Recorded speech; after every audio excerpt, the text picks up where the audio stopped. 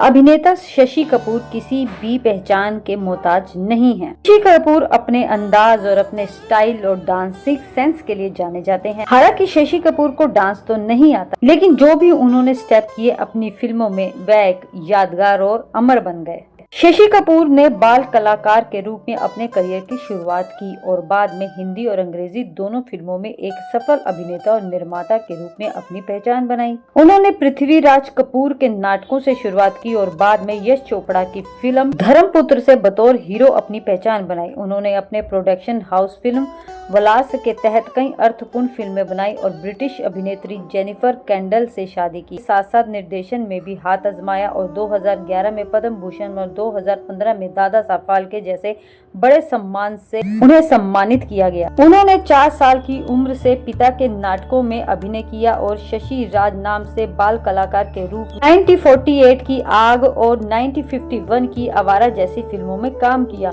उन्हें हिंदी सिनेमा में अपनी सौम्य रुचिपूर्ण रोमांटिक भूमिकाओं के लिए सराहा गया और वह मुख्य धारा व आर्ट हाउस दोनों तरह की फिल्मों में नजर आए। वह पश्चिमी सिनेमा में जाने वाले पहले भारतीय सितारों में एक थे और उन्होंने 12 अंग्रेजी फिल्मों में काम भी किया था। उन्होंने अपना प्रोडक्शन हाउस फिल्म वलास स्थापित किया, जिसने तहत जुनून जो 1978, कलयुग 1981, विजेता और उत्सव जैसी सार्थक फिल्में बनी। उन्होंने अपनी पत्नी जेनिफर कैंडल के साथ मिलकर 1978 में मुंबई में पृथ्वी थिएटर की स्थापना की, जिसकी देखरेख अब उनकी बेटी संजना कपूर करती है।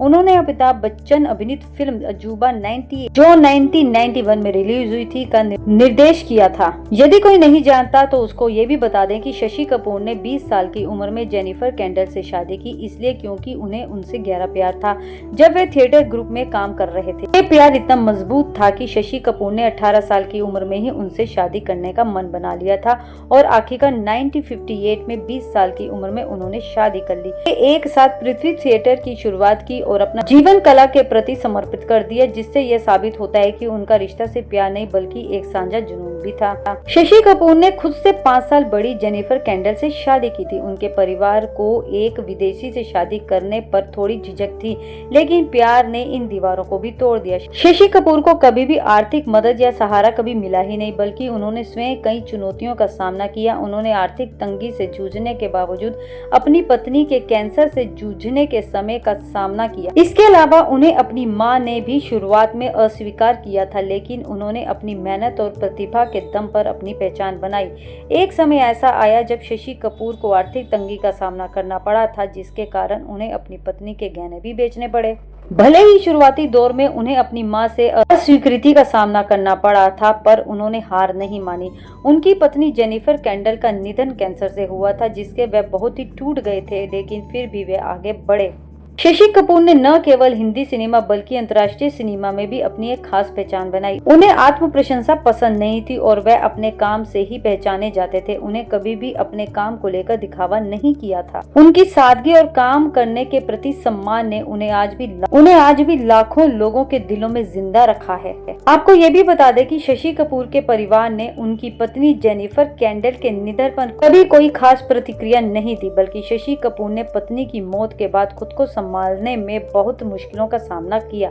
1984 में कैंसर से जेनिफर की मौत के बाद शशि कपूर डिप्रेशन में चले गए थे और अकेले समय बिताने लगे थे। उनके बेटे कुणाल ने बताया था कि मां के जाने के बाद पिता पूरी तरह से टूट गए थे। पिता पूरी तरह से सदमे में डूब गए थे। वह खाने पीने पर ध्यान नहीं देते थे और अकेले ही समय बिताते थे और घंटों अकेले कमरे में बैठे रहते थे। इस बात का खुलासा शशि कपूर ने एक इंटरव्यू के दौरान भी दिया था। उन्होंने कहा था, मैं खुद कह रहा हूं कि मैंने 28 साल जेनिफर के साथ बिताए और उनकी मृत्यु के बाद वह 31 साल तक उनकी यादों के सहारे जिए। उन्होंने कभी दूसरी शादी के बारे में विचार तक नहीं किया था। आपको बता दें, शशि कपूर दिल में दर्द लेकर जी रहे थे, केवल अपने बच्चों को पाल रहे थे और बच्चों के साथ हंसी खुशी परिवार के साथ जीवन जी रहे थे। उन्हें केवल पत्नी की याद सताती थी। अभिनेता शशि कपूर की मृत्यु 4 दिसंबर 2017 को मुंबई के कोकिलाबेन अस्पताल में हुई थी। उन्हें लीवर और दिल की जटिलताओं से जुड़ी स्वास्थ्य समस्याओं के कारण अस्पताल में भर्ती कराया गया था और उनकी मृत्यु का आधिकारिक कारण लीवर सिरोसिस था।